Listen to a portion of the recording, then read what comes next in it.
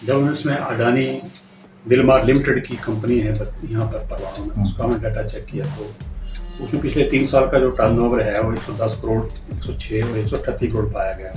अडानी अडानी अडानी अडानी अडानी। मेरे मुख्यमंत्री बनने के 4 दिन बाद अडानी जी ने अपने जो सीमेंट फैक्ट्री थी वो बंद हो गई। ये सीधे सीधे रूप में सरकारों की जो मिली भगत रही है इन कंपनियों के साथ, हम शुरू से कहते रहे CITU की ओर से। It is important for me to confess that whatever little I have achieved in life is due to the faith and trust reposed by them. CM Sukhu की वार्निंग के बाद एक्साइज डिपार्टमेंट ने परमाणु में अडानी की कंपनी पर की पहली छापेमारी। जॉइंट कमिश्नर की टीम द्वारा SGST में करोड़ों की गड़बड़ी को लेकर जांच शुरू की गई। एक्साइज एंड टैक्सेशन डिपार्टमेंट के सूत्रों के अनुसार अडानी बिल्मर लिमिटेड द्वारा नहीं की गई 10 से 15% टैक्स की कैश पेमेंट। पिछले साल कंपनी द्वारा किया गया करीब 135 करोड़ का कारोबार। सुखविंदर सुक्खू के मुख्यमंत्री बनने के महज 2 दिन बाद अडानी ग्रुप ने बंद किए थे 50,000 लोगों के रोजगार से जुड़े ACC व अंबुजा सीमेंट प्लांट बंद किए जाने को लेकर वामपंथी मजदूर संगठन C2 ने की थी अडानी ग्रुप के खिलाफ FIR की मांग। राहुल गांधी सहित कांग्रेस के तमाम बड़े नेता 8 साल से कर रहे हैं अडानी को सड़क से लेकर संसद तक घेरने की कोशिशें। 2 दिन पहले मुख्यमंत्री सुक्खू कह चुके हैं सीमेंट फैक्ट्री इश्यू को लेकर अडानी ग्रुप पर दबाव बनाने की बात। हिंडनबर्ग की रिपोर्ट के बाद कांग्रेस के निशाने पर है दुनिया के सबसे बड़े उद्योगपतियों में शामिल गौतम अडानी। हिमाचल के मुख्यमंत्री सुखविंदर सुक्खू द्वारा 2 दिन पहले दी गई चेतावनी के बाद सूबे में अडानी ग्रुप पर सरकार का शिकंजा कसता दिख रहा है और गत रात्रि परमाणु स्थित अडानी बिल्मर लिमिटेड के स्टोर पर छापेमारी के बाद एक्साइज एंड टैक्सेशन डिपार्टमेंट द्वारा इस कंपनी पर करोड़ों के टैक्स के आरोपों संबंधी इन्वेस्टिगेशन अथवा तहकीकात की जा रही है। जानकारी के अनुसार बुधवार रात राज्य कार्य एवं कराधान विभाग के जॉइंट कमिश्नर साउथ की टीम द्वारा प्रदेश भर में खाद्य तेल व साबुन आदि का कारोबार करने वाले अडानी ग्रुप की इस कंपनी पर छापेमारी की गई और मामले की तहकीकात अभी तक जारी है। एक्साइज डिपार्टमेंट के एक संबंधित अधिकारी के अनुसार इस कंपनी का लास्ट ईयर का टर्नओवर अथवा कारोबार लगभग 135 करोड़ का है और इसके बावजूद केवल किराना को मिलने वाली छूट का गलत इस्तेमाल करते हुए अडानी बिल्मर ने इनपुट टैक्स एडजस्ट किया। आम कंपनियों की तरह अडानी की इस कंपनी द्वारा 10 से 15% टैक्स की कैश पेमेंट न किए जाने व टैक्स रिफंड होने के मामले की भी जांच चल रही है। हालांकि सवाल यह भी उठ रहे हैं कि सरकार के इसी अथवा संबंधित विभाग ने गलत तरीके से कंपनी को टैक्स रिफंड क्यों किया। गौरतलब है कि सुखविंदर सुक्खू के CM बनने अथवा प्रदेश में कांग्रेस के सत्तासीन होने के महज 2 दिन बाद अडानी ग्रुप ने सूबे के सबसे बड़े अंबुजा व ACC सीमेंट प्लांट को बंद कर दिया था और करीब 50,000 लोगों के रोजगार से जुड़ी इन फैक्ट्रियों को फिर से चालू करवाने में कामयाबी न मिलना नई सरकार के लिए गले की फांस बना हुआ है। CM सुखविंदर सुक्खू ने 2 दिन पहले इस मामले में अडानी ग्रुप के खिलाफ कार्यवाही करने अथवा उन पर सरकार द्वारा दबाव बनाने की बात भी कही थी।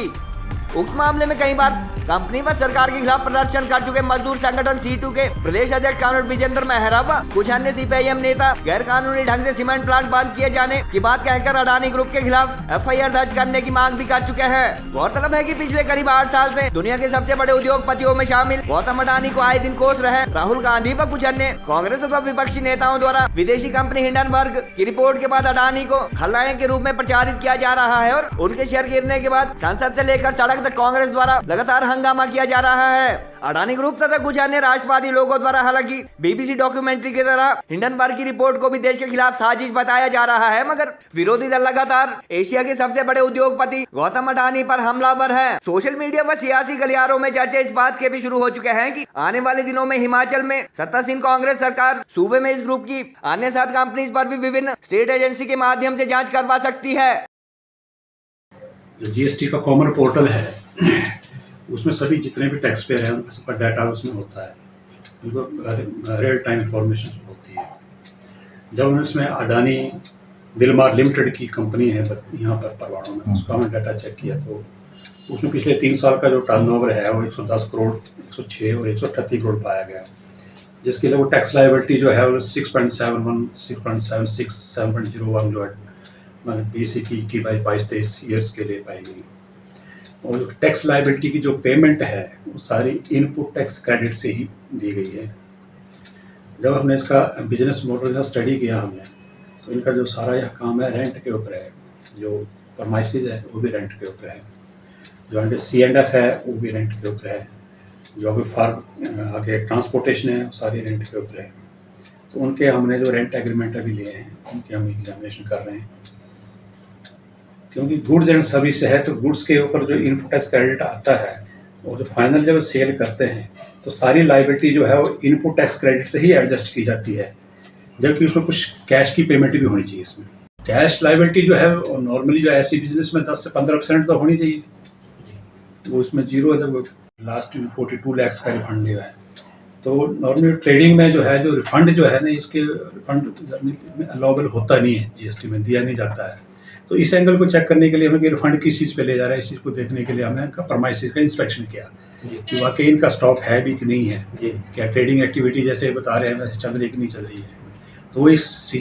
SGST एक्ट की सेक्शन 67(1) और 2 होती है, जिसके तहत जो है इनकी प्रमाइसिस की जो स्टॉक टेकिंग की जाती है। तो स्टॉक टेकिंग हमने की है, कुछ डॉक्यूमेंट्स इनसे लिए हमने, कुछ जो रेंट एग्रीमेंट्स वगैरह हैं इनके जो जितने जहाँ पर इन लोगों ने आउटसोर्सिंग कर रखी है वो लिए को एग्जामिन कर रहे हैं। उसके बाद की डिटेल जांच के बाद जो फाइनल इसका हम बताएं। हिमाचल में है तो जो GST का नंबर है बालमार लिमिटेड का, अडानी गर्मन लिमिटेड का और परवाणु में है। की ज़मीनें ली, कौड़ियों के भाव ये ज़मीनें इन लोगों ने खरीदी पहले की जो पुरानी कंपनियां थी, और आज जिस तरीके से ये पूरी प्रक्रिया चल रही है ये सीधे सीधे रूप में सरकारों की जो मिली भगत रही है इन कंपनियों के साथ। हम शुरू से कहते रहे CITU की ओर से। बरमाना में ACC सीमेंट प्लांट है और दाड़दा घाट के अंदर जो अंबुजा का सीमेंट प्लांट है, आप सबको मालूम है कुछ समय पहले जो है अडानी कंपनी ने उसको ले लिया था, और आज से 3 दिन पहले जिस तरीके से आनन फानन में एक नोटिस जो है चस्पा कर दिया गया दोनों प्लांटों के बाहर, और ये कहा दिया गया कि ये प्लांट जो है अनिश्चितकालीन के लिए बंद हैं, और जितने वहाँ मज़दूर काम करते हैं, कर्मचारी काम करते हैं, ट्रांसपोर्टर हैं, ट्रांसपोर्टरों के पास ड्राइवर हैं, इस पूरे बिजनेस से जुड़े हुए जो अप्रोक्ष रूप से दूसरे लोग हैं, ढाबा संचालक हैं, मैकेनिक लोग हैं, ये लगभग 50,000 के करीब लोग जो हैं सीधे रूप में इस अडानी के निर्णय से प्रभावित हो गए हैं। किसी भी सभ्य समाज के अंदर और ख़ास तौर पर हमारे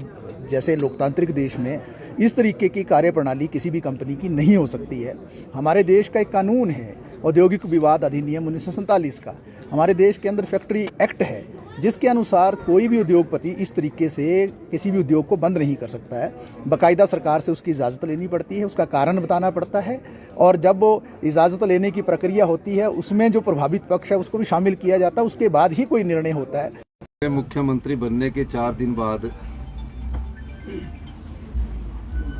अडानी जी ने अपने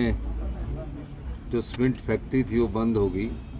कि पिछले कल उन्होंने सीधी वार्ता भी ट्रक ऑपरेटर्स के साथ की है। वो हमारा ही दबाव था कि वो सीधे तौर पर वार्ता करने के लिए तैयार हुए, और सरकार ने भी ये कहा है कि हम हिमाचल प्रदेश के जो ट्रक ऑपरेटर्स हैं उनके हितों को नुकसान नहीं पहुंचने देंगे।